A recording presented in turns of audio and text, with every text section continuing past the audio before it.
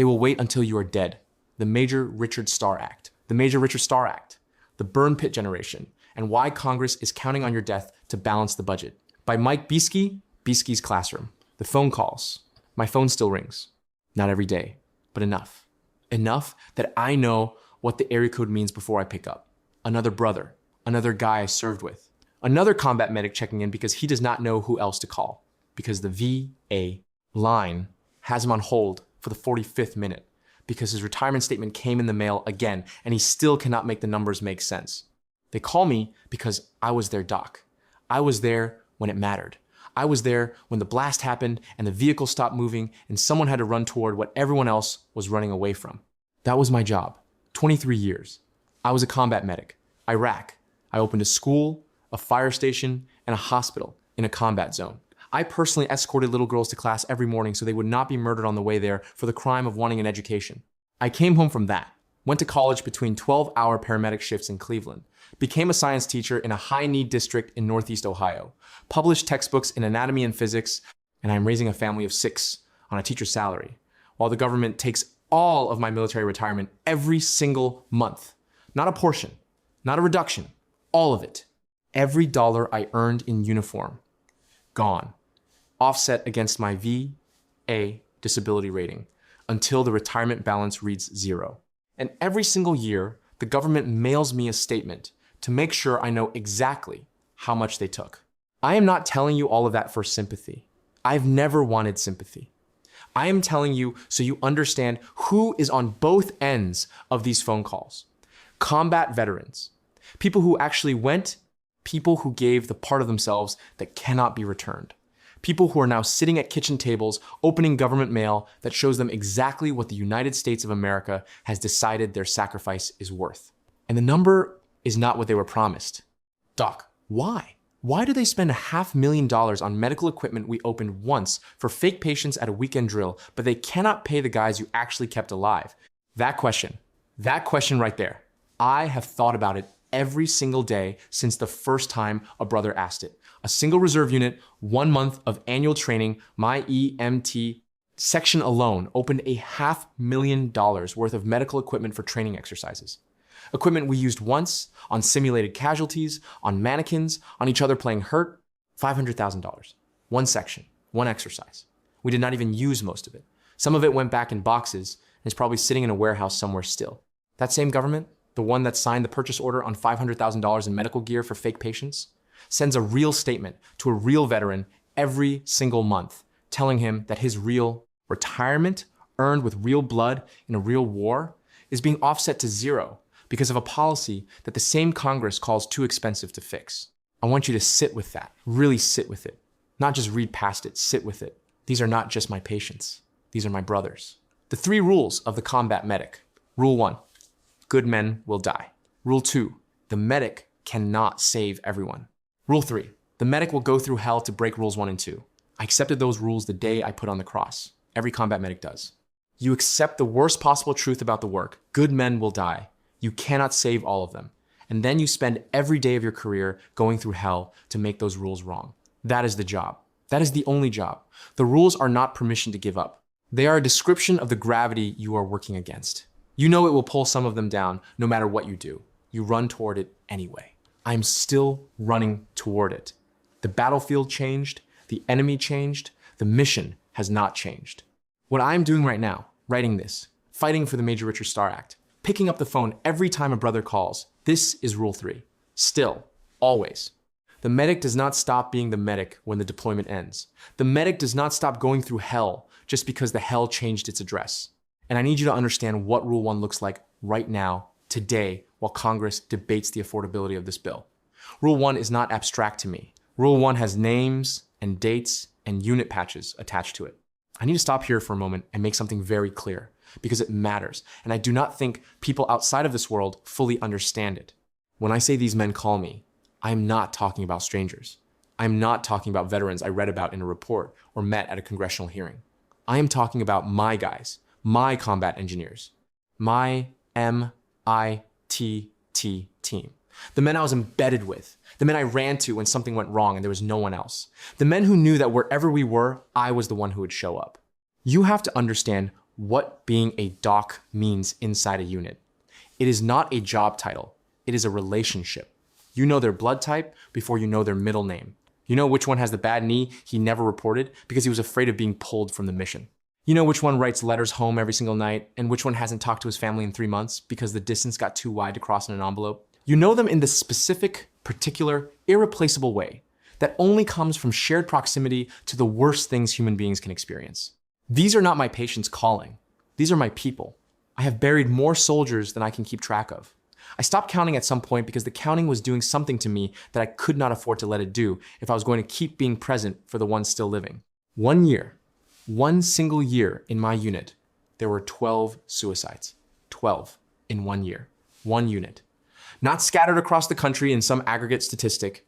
12 men I knew by name, whose families I had met, whose kids I had heard about, whose voices I could still hear if I let myself go back there.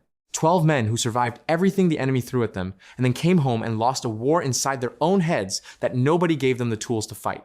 And that number, 12, does not include the ones who died of burn pit cancer that year. It does not include the overdoses. The ones where the pain got to a level that required pharmaceutical management, and then the pharmaceutical management became the next battle, and that battle had a different kind of casualty rate. 12 suicides, plus cancer, plus overdose, in 1 year, in one unit. I want you to think about that the next time you hear a senator talk about the cost of the Major Richard Starr Act. I want you to hold those 12 men in your mind. Men who made it home. Men who survived the IEDS and the firefights and the burn pit smoke. Men who came back to their families. And I want you to think about what it would have meant to those men to open their government retirement statement and see a number that matched what they had been promised instead of what had been taken from them. I am not saying that financial security prevents suicide. I am a combat medic, not a psychiatrist. But I am saying that 12 men in 1 year, in one unit, tells you something about what we are doing to the people who come home. We send them to war. We break them in ways that are physical and chemical and neurological and spiritual. And then we send them a letter showing them the gap between what we promised and what we decided to pay. The combat engineers I served with did not call me Doc because I had a title. They called me Doc because I was there, in the vehicle with them, on the patrol with them, in the dark with them at 0300 when the world felt like it was ending. When they call me now, years later, from kitchens in Ohio and living rooms in Tennessee and driveways in states where they moved trying to start over, they are not calling their medical provider. They are calling the one person who was there and who still picks up the phone. My MITT team. My military transition team. The men I was embedded with in Iraq to train Iraqi security forces. We were a small unit, operating in environments where small things go wrong in large ways. You do not survive that kind of deployment without building the kind of bond that does not have a civilian equivalent. There is no metaphor I can give you that captures it without having been there. You just have to trust me when I say that when one of those men is on the other end of a phone call asking Doc why, that question carries every year of everything we went through together in those 3 words. Doc, why? Why is the government that sent us there, that asked us to do those things, in that heat, breathing that air, with that equipment, on too little sleep for too many months? Why is that same government now telling us that our retirement is a line item problem? I do not have an answer for them that satisfies. I have the facts. I have the math. I have the receipts showing what the government spends on other things while calling this too expensive. But I do not have a moral answer because there is not one. There is no moral framework in which what is being done to these men makes sense. There's only the bureaucratic one. And the bureaucratic one requires that you treat the men who bled for this country as an accounting variable rather than as a debt of honor. I have buried soldiers whose names I carry every day. Not metaphorically. I mean, I was there. I was the one who tried. Some of those funerals are in the category of things I did everything right and it still ended the wrong way. Some of them are in the harder category, the ones where I have gone back 1,000 times trying to find the moment where a different choice produces a different outcome, and I have never found it, and I carry that too. What I will not carry, what I refuse to accept, is the idea that the men who survived, the ones who made it home and are now opening those government statements every month, deserve less than what they were promised. The ones I buried gave everything. The ones who survived are still giving. Every day they live with what combat left in them. They are still paying a price this country agreed to compensate.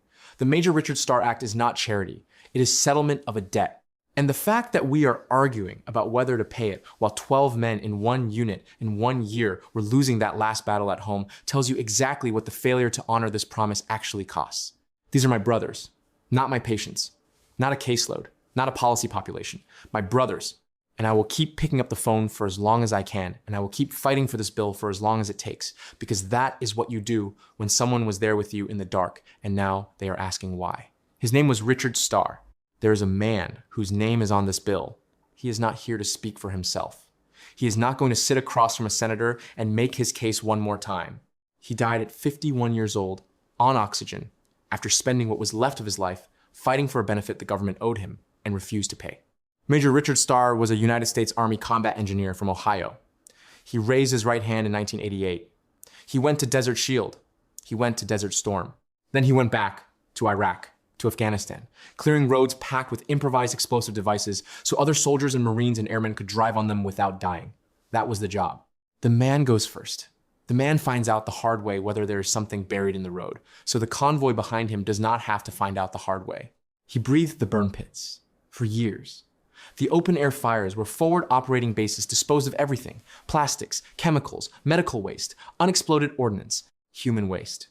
Burning it all in open trenches every single day, right next to where soldiers lived, slept, ran PT, ate their meals, breathed the morning air. The military knew. They kept burning anyway, because it was cheap, because it was convenient, because some accountant somewhere decided that the long-term cost to veteran health was a problem for another budget year. That smoke gave Richard Starr stage 4 metastatic lung cancer. The VA certified it in writing. The United States government officially acknowledged that its own burn pits destroyed his lungs and put terminal cancer in his body. And then, while he was in chemotherapy, while his body was losing a war no amount of training had prepared him for, while he sat in a chair with poison going into his veins, trying to kill what the burn pits had put there, the Department of Defense sent him a letter. The letter showed 2 numbers. The first number was his military retirement, what he had earned, what he had been promised when he signed his name on that dotted line and swore an oath in 1988. What the United States of America had told him he was worth after a career of clearing roads for other soldiers to drive on. The second number, what he would actually receive in retirement, was zero. $0. 0 cents. Every penny of the retirement he had earned, gone, because his 100% V, a disability rating for cancer, his own government gave him offset his retirement dollar for dollar. He could not have both. Military retirement and VA disability. Not for him. Not for someone who was medically retired before 20 years. Not for someone the Army itself had declared too broken for further service. The law said, pick one. The law said the fact that you were so comprehensively destroyed by your service that we forced you out early means you get to choose which benefit to surrender. Richard Starr did not go home and die quietly. He traveled to Washington on oxygen tanks.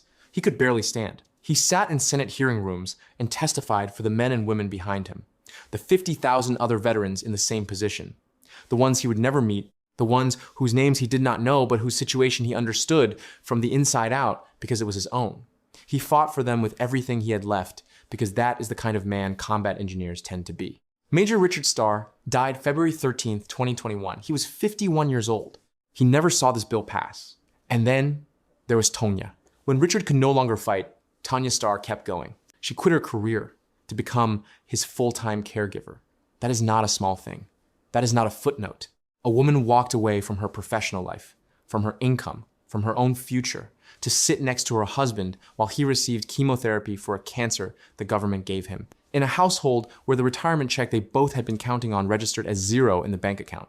After he was gone, she kept his name alive in every room she could reach. She walked the same congressional hallways he had walked. She testified. She called Senate offices. She wrote letters. She met with staff members and senators and anyone who would give her 20 minutes to explain what was happening to 50,000 veterans and their families, using the only currency she had left, her husband's story and her own grief. Senator Roger Wicker of Mississippi personally met with Tanya Star. He looked her in the eye. He heard what she was there to say. He co-sponsored the Major Richard Starr Act in 2021. He put his name on this bill. He was on record in favor of ending the injustice she was describing. He met her. He heard her. He co-sponsored the bill. And then, in October 2025, he stood on the Senate floor and blocked it. In late 2024, Tanya Star placed a phone call to Senator Richard Blumenthal's Senate office. She was crying. Not loudly, not dramatically, but the quiet kind of crying that happens when a person has been carrying something unbearable for too long, and it finally spills out past whatever wall they built to hold it. She was calling because another Congress had ended.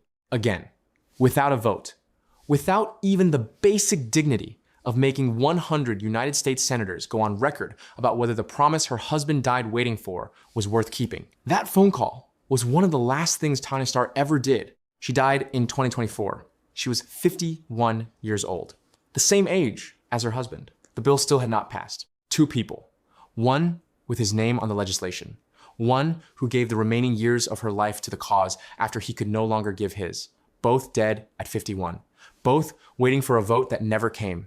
I want you to think about what kind of country allows that to happen. Really think about it, not in the abstract. Think about a specific woman, a specific phone call. A specific night, she found out another Congress had gone home without acting, and she picked up the phone and called the one senator who was still fighting, and she was crying, and then she was gone. That is not a policy debate. That is a moral failure with names and dates attached to it. They are not statistics. Say their names. There are 50,000 to 54,000 of them. They are not numbers in a CBO projection. Every single one of them has a story, at least as devastating as the two I just told you. Allow me to give you a few more. Sergeant Lyle Allen, Army Combat Engineer, Tennessee. 14 years of service. Multiple deployments to Iraq as a combat engineer. The same job as Richard Starr. The job where you go first and find out what is buried in the road. One day, Allen's vehicle hit an IED. He does not remember much afterward, just the medics' faces above him. The VA rated his traumatic brain injury as 100% permanently and totally disabled. The specific designation the VA uses when an injury will never, under any circumstances, improve. He was medically retired at 14 years, 6 years short of the threshold that would have entitled him to receive both his retirement and his disability. His retirement, offset to near nothing, leaves him in his own words, retired without retirement. Sergeant Chad Rogers, Army veteran, Tennessee. He enlisted with a plan. His grandfather served in World War II. Service was in his blood, and he intended to give 30 years. He deployed to Iraq. Somewhere in theater, something got into him. The air tasted wrong, he said. The air burned his skin. Chemical exposure. He came home 100% service-connected disabled. He was medically retired before 20 years. The government now subtracts his retirement from his disability check. Retired without retirement. Same story, different man, different wounds. Corporal Pat Murray, Marine Corps, North Kingston, Rhode Island. An IED took his leg. He came home. He built a life. He recently had a baby boy. And the physical damage from combat, the damage that earned him a medical retirement, the damage, the Department of Defense itself, certified as service-connected, makes it physically difficult to care for his newborn without help. He had to move back to Rhode Island to be near his family because war took from him the ability to do on his own what every new father should be able to do. His son is growing up in a household financially penalized every single month because of an IED his father did not choose. Senator Blumenthal said it plainly on the Senate floor. This act won't return his amputated leg, but it can provide him and his family with desperately needed financial certainty, which they deserve, they need, they were promised. Master Sergeant Gabriel Peterson, U.S. Army, Biloxi, Mississippi. He takes 5 medications every single morning just to breathe. Reactive airway disease from what he inhaled during multiple deployments. 5 drugs to perform the function the rest of us do without thinking about it. He cannot work. He lives in Biloxi, Mississippi. Senator Roger Wicker's state, and while Gabriel Peterson takes his 5 pills every morning, Wicker has been standing on the Senate floor explaining why paying Peterson's retirement is too expensive. Sergeant Amanda Tallman, Army veteran, single mother, medically retired. If she accepts her full VA disability compensation, she loses over $1,200 per month in earned military retirement due to the offset. $1,200 a month for a single mother. That is rent, that is groceries, that is childcare. The government calls this an accounting principle. Michael Brayman, Army, Iowa National Guard. 19 years and 7 months of service. He deployed to Afghanistan from 2003 to 2004. He came home with multiple combat-related injuries. The VA rated him 100% permanently and totally disabled. 5 months. He was 5 months short of the 20-year mark. He now lives check to check on what remains after the offset. 19 years and 7 months. Combat injured, 100% disabled. 5 months. What we cannot afford versus what we find money for instantly. The Major Richard Starr Act costs $9.75 billion over 10 years. That is less than $975 million per year. The Congressional Budget Office certified this number. It is not my number. It is not a veteran advocacy group's number. It is the official nonpartisan accounting. Senator Wicker told the Senate floor it costs $10 billion annually. He was off by a factor of 10. He was a co-sponsor of the bill. The correct number was in the legislation he had signed his name to. He read a number on the Senate floor that was 10 times larger than the one in the bill he co-authored. I teach physics. If one of my students made a 10 times error on a calculation and then used that wrong number to justify a policy position, I would hand it back and ask them to try again. SNAP, the federal food stamp program, costs $8.2 billion every single month. The STAR Act costs $800 million every single year. 10 days of SNAP spending would fund the entire STAR Act for a year. Someone explain to me again which one is unaffordable. The Pentagon has failed 7 consecutive audits. It cannot account for approximately 60% of $3.8 trillion in assets. Pentagon accountants made nearly $7 trillion in ledger adjustments in a single year, trying to make the books balance, and could not produce receipts for $2.3 trillion of those adjustments.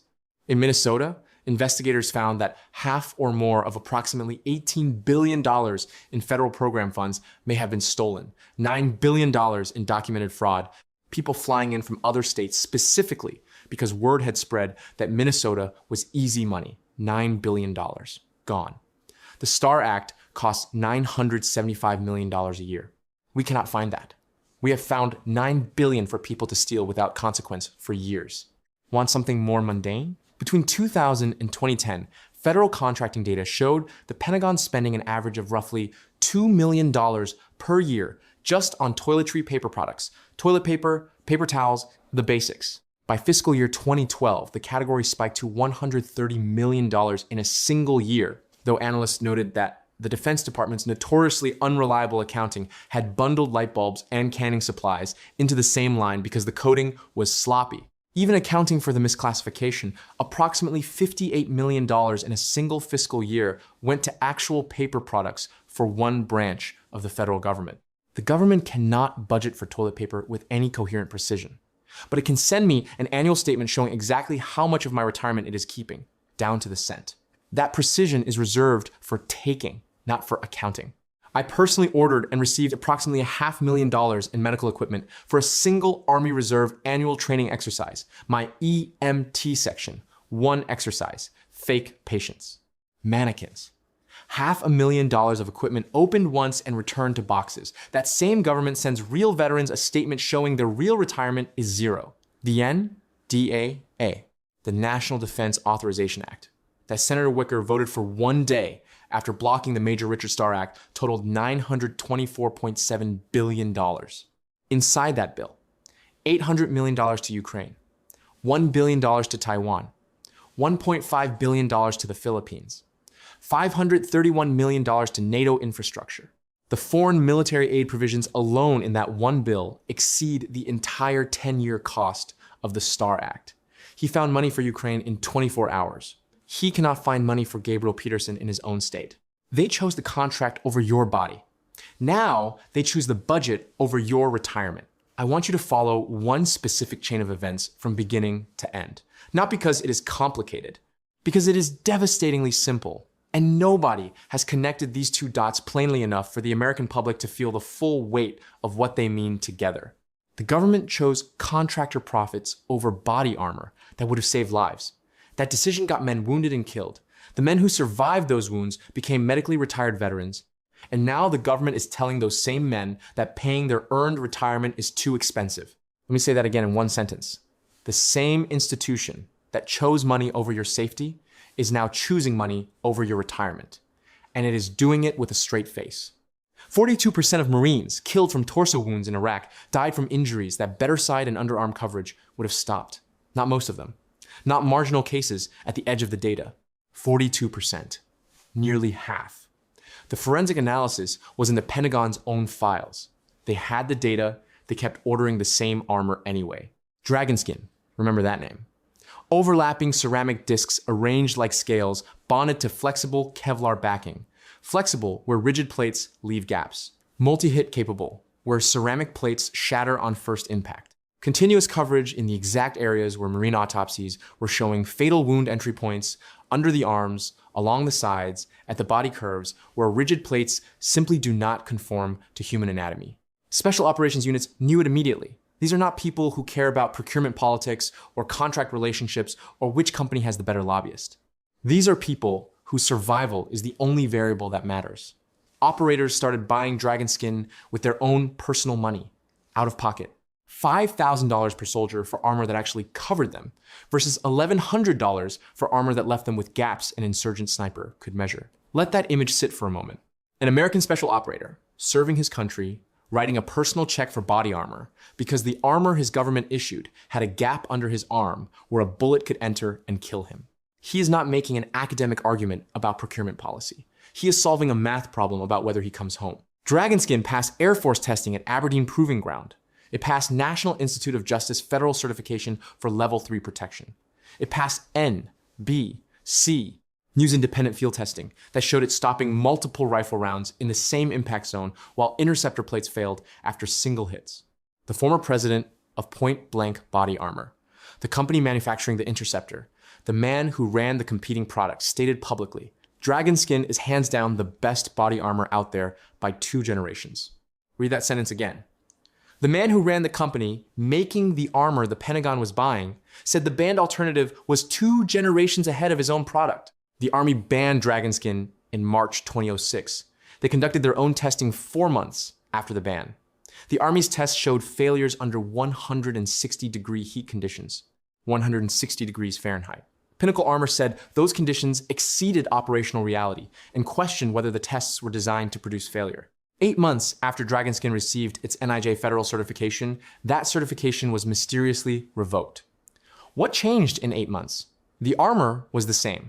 The protocols were the same. The only thing different was timing, and the fact that massive interceptor replacement contracts had just been awarded to established manufacturers.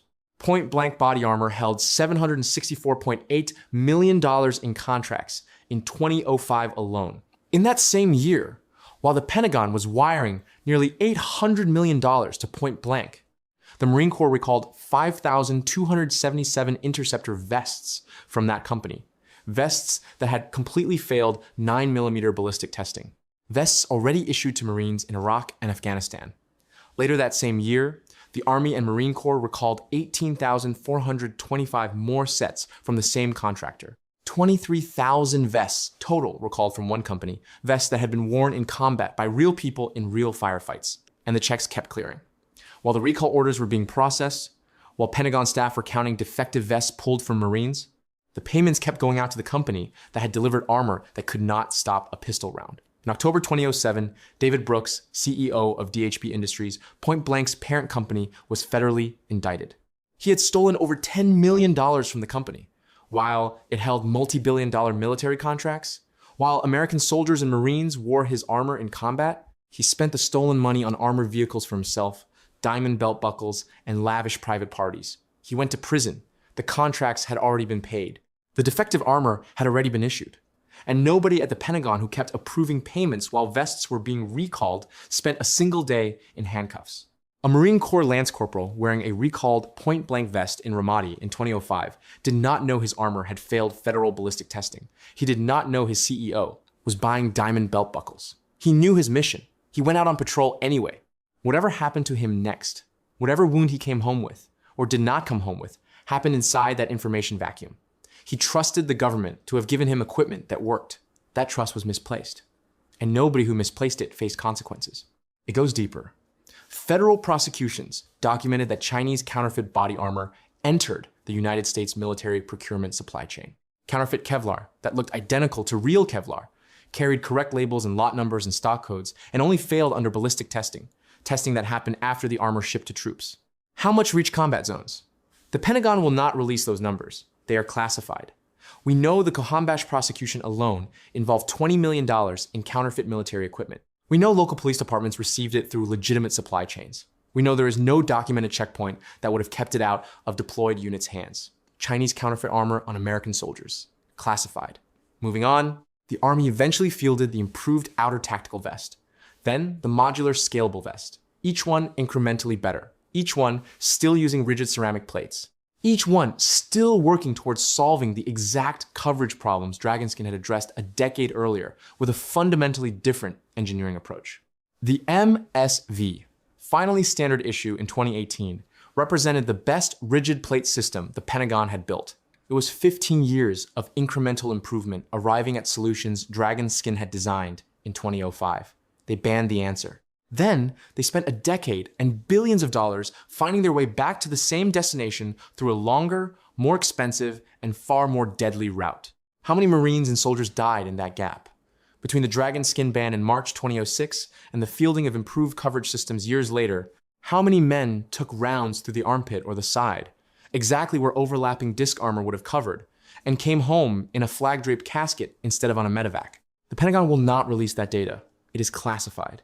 The casualty information that could prove the ban cost lives is behind operational security walls, and it will stay there. But here is the part nobody in this body armor conversation wants to say out loud, because deaths are the number people focus on, and deaths are not the full picture, not even close.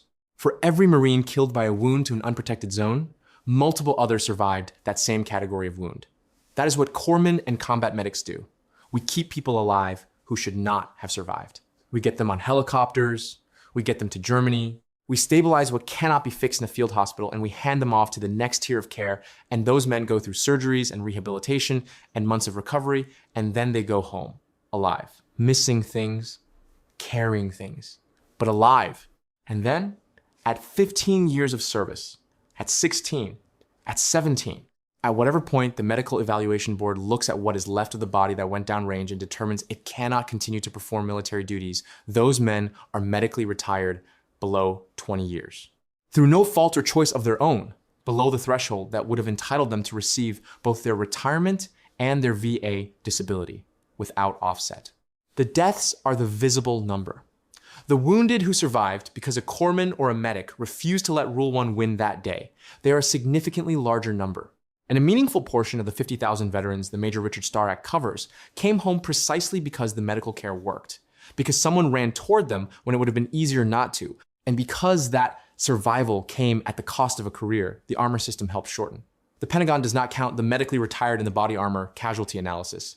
They count the graves. The men we kept out of the graves are the ones receiving the offset statement. They are the ones this bill is about. So when the discussion about Dragonskin focuses only on the number of deaths, understand what that framing erases. It erases every Marine who survived because a corpsman got there in time, who made it to Landstuhl Regional Medical Center in Germany, who fought through years of recovery, who was eventually told his body could not continue to serve, and who then received a letter from the same government showing him that his retirement was zero.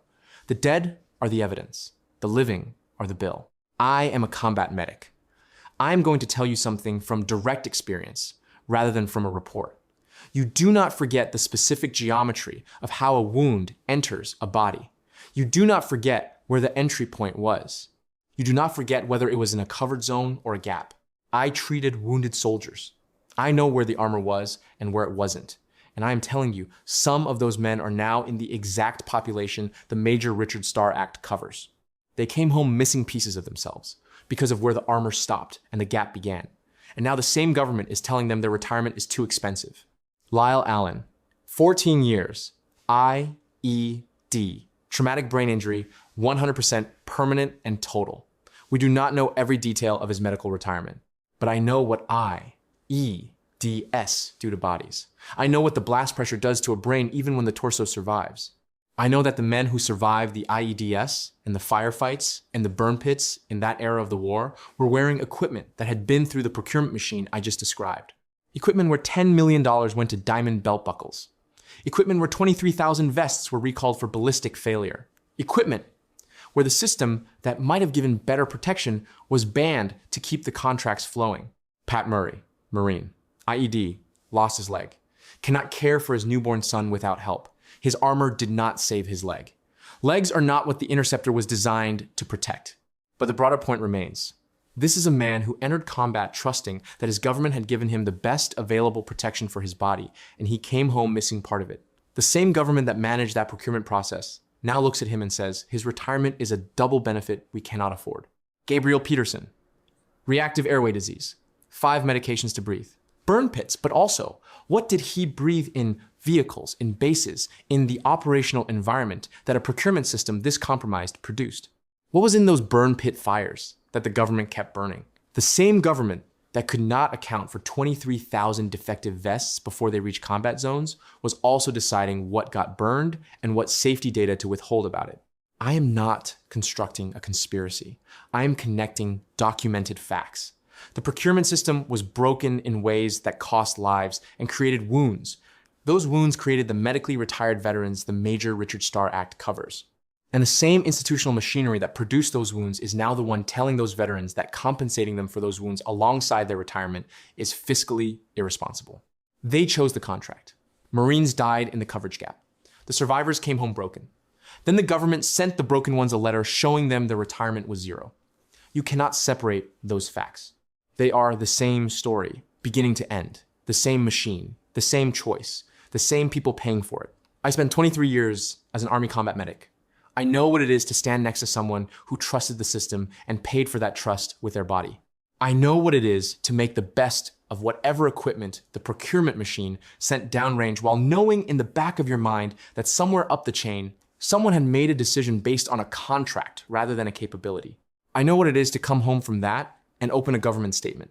2 numbers, what you earned, what they decided to pay you. And now I'm asking you to connect those 2 things. The moment the government decided a contractor's revenue mattered more than the gap under a Marine's arm, and the moment the government decided a veteran's retirement mattered less than the budget optics, and tell me they are not the same moral failure with different paperwork attached. Because they are. They have always been. The uniform changes, the fiscal year changes, the name on the contract changes. The soldier is always the one who pays. Not this time. Not if we force the vote. Not if we say their names loud enough and long enough that Congress cannot pretend the paperwork makes it okay. The new Agent Orange, and how this story ends if we let them write it. There is a generation of veterans who understand this better than anyone. They are older now. Many of them are gone. They are the Vietnam veterans who breathed Agent Orange, the herbicide the United States military sprayed across millions of acres of Vietnamese jungle to strip the forest cover with complete and documented knowledge that it caused cancer, birth defects, and the systematic destruction of the human body. When those veterans came home and began dying in the tens of thousands from cancers that had no other explanation, with children born with defects that had no other cause, the government did not immediately respond with accountability and compensation. It responded with delay. It responded with studies. It responded with a series of carefully managed bureaucratic processes that stretched for decades while veterans died, while families broke, while the people who could testify to the full scope of the damage gradually disappeared from the earth. By the time the government finally acknowledged the full extent of Agent Orange's damage and passed meaningful compensation legislation, many of the men who should have been compensated were already dead. The cost of compensation dropped not because justice was done, but because the passage of time had quietly reduced the population of people who needed to be compensated. I need you to understand that I am not making an accusation. I am describing a pattern. I am describing what happens when bureaucratic delay is the default response to a veteran health crisis, and the people who would benefit from urgency are already dying at above average rates from the exact conditions that should create urgency. The PACT Act, the bill that finally acknowledged burn pit exposure as a cause of veteran illness, was itself the product of decades of the same pattern. Jon Stewart sat in front of Congress for years. Veterans groups documented the burn pit cancers. The government produced studies. The government convened committees. The government said it needed more evidence, and the burn pit veterans kept dying. Major Richard Starr had burn pit-related lung cancer. He died at 51. The 50,000 veterans in the Major Richard Starr Act eligible population are not a growing group. They are a fixed and shrinking group. Every year, roughly 1,700 of them age past the point where the act would change their financial picture. Every year, burn pit cancers, PTSD-related suicide, and the accumulated physical damage of combat service kill approximately 100 to 125 of them per month. 3 to 4 per day. Every death reduces the CBO's cost projection by one less monthly payment the government will ever have to write. Let me say that again so it is absolutely clear. Every veteran who dies before this bill passes is one fewer check the government has to write. The bill becomes measurably cheaper with every death. The actuaries call this favorable trend. I call it a body count dressed as a budget strategy. Younger service members entering the military today are under the blended retirement system, which took effect January 1st, 2018. Those soldiers are not subject to this offset. The window for the Major Richard Starr Act is sealed. It will never grow. The question is not whether this problem will eventually go away. It will. The question is how many people have to die before the problem goes away, and whether Congress actively chose to let that happen or was simply too cowardly to force a vote. This is Agent Orange. This is the next generation of it. We know their names. We have the CBO numbers. We have 77 Senate co-sponsors and 300 plus House co-sponsors. We are not waiting for evidence. We are waiting for the courage to force a vote. The people who did not sign up for this. I want to talk about the families for a moment, because this analysis of policy and cost tends to obscure something that deserves to be said plainly. There are spouses and children and parents who built their entire financial planning around a retirement that the government is now partially or fully zeroing out. These are people who ran household budgets on an assumption of income that a letter in the mailbox told them was no longer correct. These are families trying to buy groceries, pay rent, cover the cost of 5 medications every morning just to breathe, on incomes that the offset has quietly reduced without permission. And their caregivers. Tanya Star quit her career. She became a full-time unpaid nurse for a man dying of cancer the government gave him in a household running on disability pay because the retirement was zero. That is not just a sacrifice. That is the complete restructuring of a person's life handed over without compensation because the system had no other option for the human being she loved. There are thousands of Tanya Stars. Not all of them are widows. Some of them are still there, still caregiving, still managing the medications, and the VA appointments and the emotional weight of watching someone they love carry what combat left in them. And those families are receiving the same government statements. 2 numbers, what was promised, what is actually being paid. The difference between those numbers is not an abstraction to them. The government broke these veterans. The military itself made the official determination this person is too injured to continue serving, too broken for the military. And then that same government hands this officially too broken for service veteran a letter explaining that despite being too broken for the military, he is presumably fine for the civilian workforce, and therefore we will be reducing his retirement because the 2 benefits together are too expensive. There is a word for that, a few of them. I will keep it professional here and just say it is wrong, factually, arithmetically, morally wrong.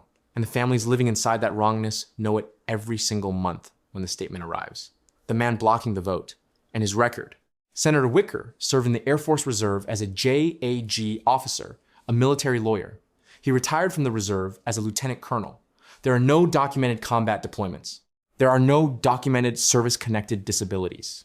He has not gone through the medical evaluation board process. He has not received a letter showing him 2 numbers and the distance between them. In 2021, Senator Wicker co-sponsored the Major Richard Starr Act. He put his name on the bill.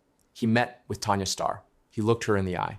On October 8th, 2025, Senator Wicker stood on the Senate floor and objected to unanimous consent on the Major Richard Starr Act. His stated reason, my colleague is asking for an entitlement that does amount to a double benefit and that we cannot afford.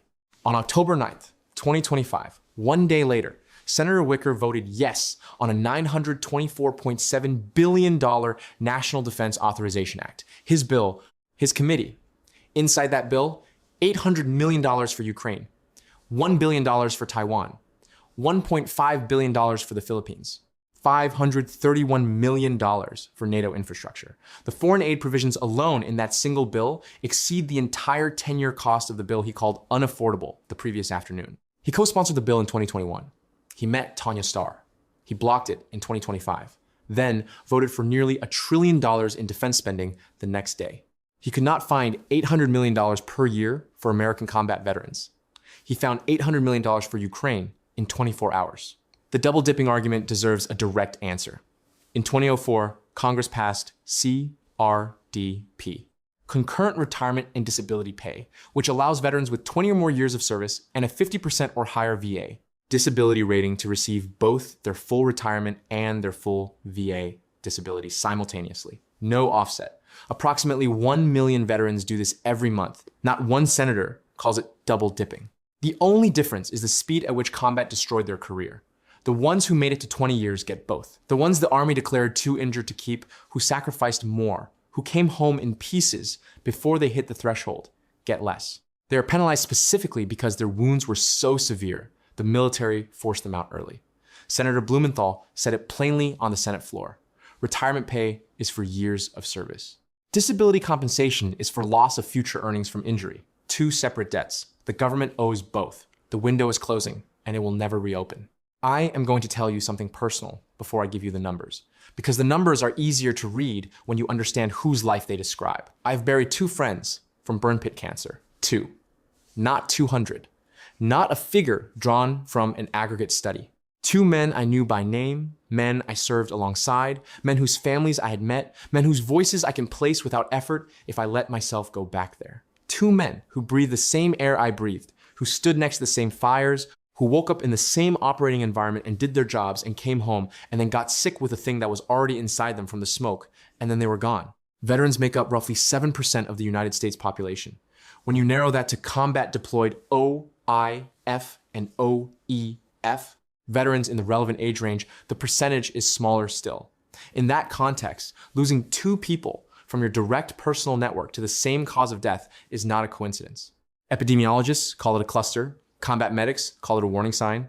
I call it 2 funerals I should not have had to attend. I had a burn pit on my facility. My facility, not a distant theoretical fire I read about in an after-action report. Right there, where we operated, where the Iraqi soldiers I was working with lived and trained, and we all breathed without much comment, because you cannot spend every day in a state of alarm about the air. The waste had to go somewhere. It went into the pit.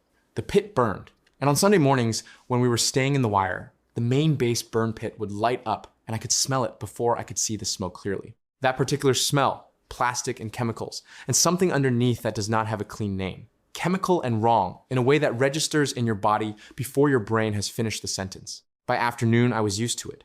By the following morning, it was just the air. That is how habituation works, and that is how a generation of veterans breathed in the thing that is now killing them, and the government burned it anyway because it was the cheap solution and the long-term cost was someone else's budget problem. I ran the numbers. I'm a physics teacher. I know how to follow a curve to its endpoint. I ran the numbers on my own mortality, and I sat with what they said, and then I accepted them. Not easily. Not all at once, but I accepted them. I have accepted that I will not walk my daughter down the aisle. I have thought about that specifically. That moment, that particular walk, the one a father is supposed to make, and I have accepted that it is not in the numbers for me.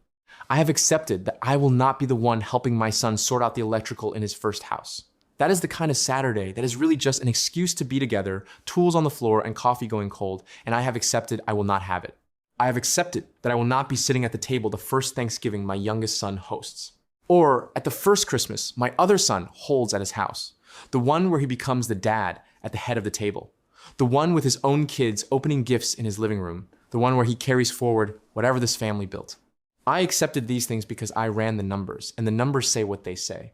23 years, Iraq, the burn pit on my facility. The Sunday mornings when the big base pit lit up, and I breathed it in and got used to it by afternoon. The VIAS assessment of what that left inside me. The actuarial tables for what happens to bodies that carried all of that. I have made peace with what the numbers say about my calendar. What I have not made peace with, what I will not make peace with, is the government deciding that the retirement I earned through all of those years is also an acceptable loss. They are going to get the years, the deployments, the body, the future milestones I have quietly crossed off the list. They get all of that, regardless of what Congress votes on. What they do not get is the moral cover of calling the retirement they owe me a budget problem while I am still standing here.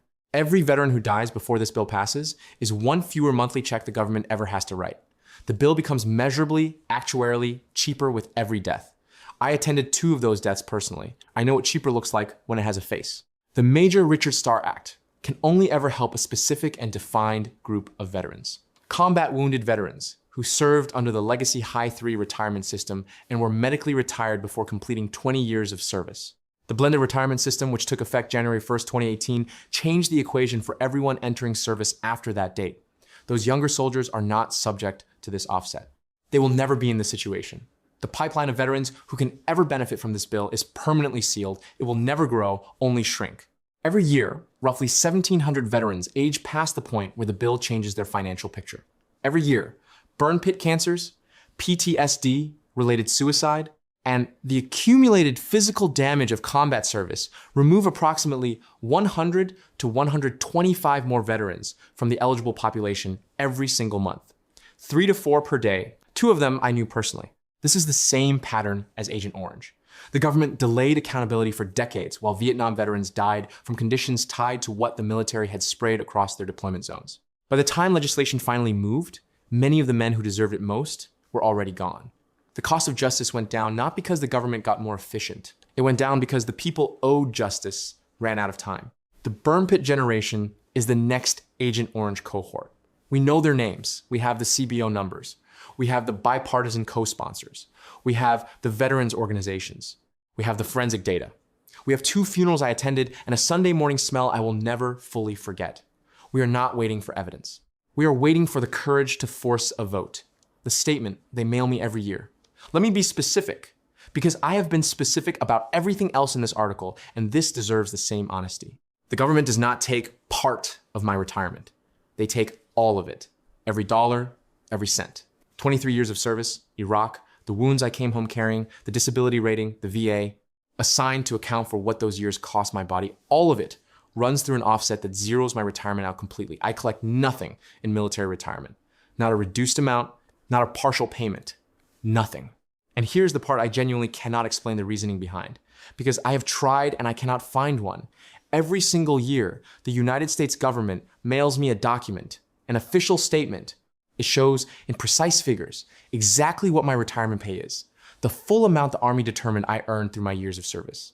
It shows it clearly, line by line, month by month. Here is what we owe you. And then it shows what I am actually paid in retirement. 0. They send me an annual accounting of the money they are taking. Not quietly, not buried in a footnote.